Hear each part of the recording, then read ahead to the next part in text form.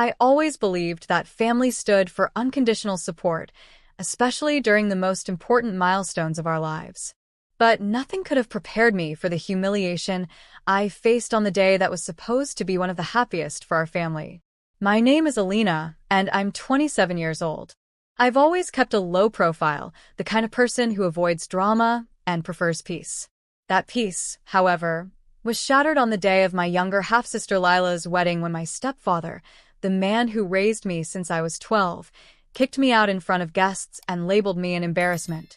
Growing up, my biological father was never in the picture. My mother remarried when I was entering my teens, and for a long time, I tried to convince myself that the man she chose, Paul, was trying to build a real family. On the surface, everything looked perfect. We had holidays together, family dinners, and even matching pajamas for Christmas. But under the surface, Paul always held me at a distance. He was quick to compliment Lila, his biological daughter, while treating me more like an afterthought. I ignored the small slights for years, brushing them off as my imagination or sensitivity. After all, moms don't remarry thinking their new husbands will mistreat their children. I tried to earn his approval, getting good grades, helping around the house, even complimenting him when he got a promotion at work, but the distance never really closed. The difference in how he treated me and Lila became more obvious as we grew up. Lila, 3 years younger, could do no wrong in his eyes. She was loud, bold, and loved the spotlight, while I was quiet, academic, and preferred being behind the scenes. Every time Lila messed up, it was brushed aside with a chuckle or excuse. But if I ever made a mistake, Paul turned it into a character flaw. Still, I swallowed my pride because family meant compromise, or so I thought. Lila's engagement was announced at a family gathering that I had actually organized for my mom's birthday. Instead of celebrating her birthday, it turned into Lila's big day with Paul making a toast, calling her his pride and joy, while I stood awkwardly with a cake in my hand, completely ignored. That was the first red flag. The second came when wedding preparations began. Lila chose me as a bridesmaid, probably at my mom's insistence, but every step of the way made it clear I wasn't truly wanted. From dress fittings where my input was dismissed, to planning meetings I was excluded from, it became clear that my presence was only tolerated, not welcomed. When I voiced concerns to my mother, she told me to let it go because Lila had a lot on her plate. Even when I offered to pay for my own dress, Paul intervened and insisted I wear a different one to compliment Lila better, even though all the other bridesmaids were wearing matching styles. I should have walked away then. But I didn't. I kept telling myself that maybe things would feel different on the actual wedding day. That maybe the family would come together, that old wounds would fade in the joy of the occasion. Instead, the day turned into a nightmare I'll never forget. The wedding was held at an elegant estate just outside the city. Lavish, floral arrangements everywhere, live music, champagne towers, the works. Everyone was dressed in pastels, and the vibe was something out of a fairy tale. I arrived on time, dressed in the gown Paul had personally picked out for me, pale green, floor-length modest. The bridesmaids were already buzzing with excitement in the dressing room, taking selfies and sipping mimosas. I kept to myself, quietly helping where I could, adjusting veils, steaming dresses, keeping a checklist of items for the planner. But the atmosphere was heavy. My presence, even in silence, seemed to irritate Paul. It started subtly. Paul made a snide comment about how I looked tired. Then another about how I always wore such dull colors. I tried to smile and brush it off. But during the pre-wedding photos, when the photographer arranged a group shot of the bridal party, Paul whispered something to Lila, and suddenly I was asked to step out of the frame for this one. I felt like my stomach dropped to the floor. Everyone else seemed uncomfortable, but no one said a word. The photographer gave me a forced smile, the kind that apologizes but complies with the boss's orders. I stepped aside and watched from behind a tree while my mother looked away, pretending to be distracted by a phone call. That should have been enough. I should have left then, with what little dignity I had left. But again I stayed. The final blow came right before the ceremony began. The guests were being seated, and I was standing just inside the hall, trying to fix a torn ribbon on a flower girl's basket. Paul walked up, expression tight, and asked me to come with him. I followed him through a side hallway, confused and nervous, until we reached a service entrance. He turned, looked me dead in the eyes, and said in a low, angry voice that I was ruining the day, that I looked out of place, that my energy was bringing everyone down, and that I had embarrassed him enough over the years. Then he told me to leave. Just like that. Leave. On my sister's wedding day. With makeup on, dress fitted, hair done, I was being sent away like a problem no one wanted to deal with. He didn't shout. He didn't create a scene. But it was cold and calculated, and somehow that made it worse. I tried to ask why, what I had done, but he waved it away. "It's better this way," he said, like he was doing me a favor. I stood frozen, trying to process what had just happened. Then, without another word, he turned and walked back toward the ceremony. For a few seconds I stood there in silence, and then I turned around, walked down the gravel driveway, and ordered a cab on my phone. I left the wedding I helped plan, from a family I helped build, with nothing but a clutch and a broken heart. No one followed. No one called. The ride home was painfully quiet. I stared out the window, mascara smudging beneath my eyes, my heart thudding against my chest like it was trying to escape the shame I felt inside. Every second away from the venue felt like a confirmation that I had done something wrong, like maybe Paul was right, maybe I really was the problem. But the deeper truth kept creeping back. I hadn't caused a scene, hadn't disrespected anyone, hadn't disrupted anything. I had shown up, helped, and smiled through the discomfort, just like I had my entire life. Still, I was treated like a liability to be hidden, not a daughter to be embraced. When I reached my apartment, the silence was suffocating. I changed out of the dress, carefully hanging it up as if pretending the day hadn't happened could erase it. But the hollowness in my chest wouldn't go away. I didn't cry, not right away. I just sat on the edge of my bed, staring at nothing. Hours passed. No calls, no texts. Not from my mom, not from Lila, not even from the bridesmaids who had watched me be erased from the event like I had never belonged in the first place. The next morning, social media was already flooded with pictures from the wedding. Perfectly filtered photos of the ceremony, the smiles, the dancing, the food. I wasn't in a single one. It was as if I had never been part of it at all. Not even the early morning prep shots where I was clearly present.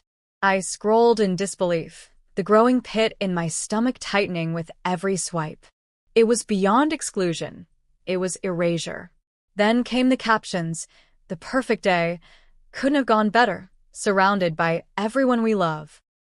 I stared at those words, numb, wondering how my own family could be so willing to act like I didn't exist. I didn't expect an apology, but the silence was louder than any rejection I'd ever faced. That evening, I finally received a message from my mother. A short, sterile text. "Hope you got home safe. We'll talk soon." No explanation, no acknowledgement of what had happened. Just the kind of message you'd send to a stranger who dropped off a package, not a daughter you abandoned at a wedding. The days that followed felt like living inside a fog. I went to work, kept my head down, but everything felt off. I was supposed to be posting pictures, tagging memories, laughing about the wedding day. Instead, I was nursing a wound I couldn't show anyone. Until I told my closest friend, Naira. Her reaction was immediate disbelief, followed by rage I hadn't even let myself feel yet. She asked all the questions I had buried. Why didn't your mom stop it? Why didn't Lila say something? Why was no one standing up for you? I didn't have answers, just the sick feeling that I had never really mattered to them the way I thought I did. Naira didn't just listen. She offered action. She convinced me to tell my side of the story, not for attention or revenge, but to reclaim my narrative. With her encouragement, I wrote a heartfelt post, not attacking, not blaming, just recounting what happened from my perspective, how it felt to be excluded on such an important day, how it hurt to be silenced by the people I once thought would protect me. Within hours, the post spread. Friends, colleagues, even distant relatives began commenting, messaging, expressing disbelief and support. It was overwhelming. People shared their own experiences with toxic family dynamics. For the first time in days, I felt seen. But not everyone was sympathetic. Lila finally messaged me, furious. She accused me of trying to ruin her moment, of making everything about me, of being too sensitive and ungrateful. She said Paul was only trying to maintain peace, that I had made everyone uncomfortable with my attitude. I read the message 3 times and felt the familiar sting of gaslighting.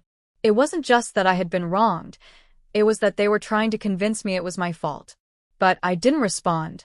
I had said my piece, and this time, I wasn't going to explain my worth to people committed to misunderstanding me.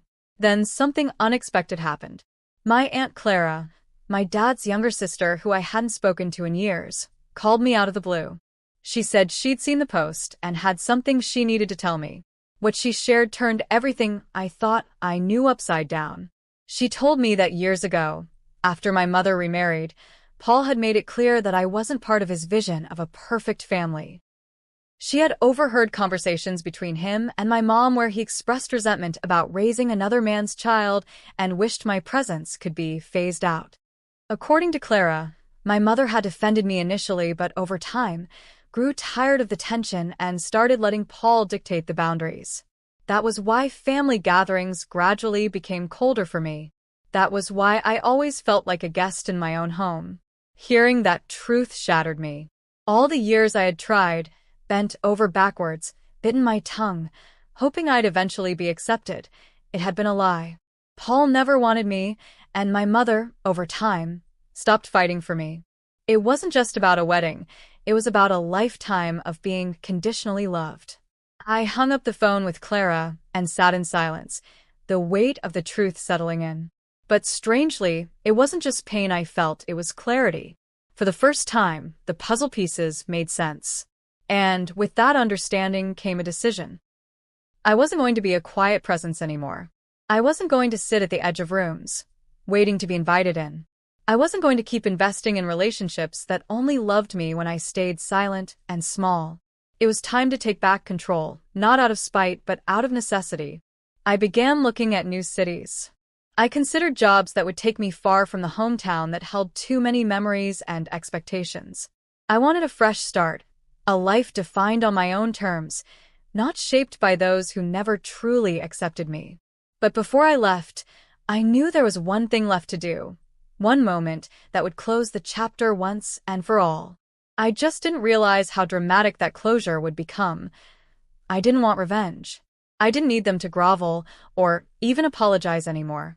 What I wanted was closure, the kind that frees you from ever questioning your own worth again. So I made the decision to visit my childhood home one last time before relocating. I coordinated with my mom to drop off a few heirloom items she had insisted I keep: photo albums, keepsake jewelry, a dusty trunk filled with old letters and childhood drawings. She suggested I come in the morning when Paul would be at work, likely hoping to avoid confrontation. But fate had other plans. As I pulled up to the house for what I promised myself would be the final time, Paul's car was still parked out front.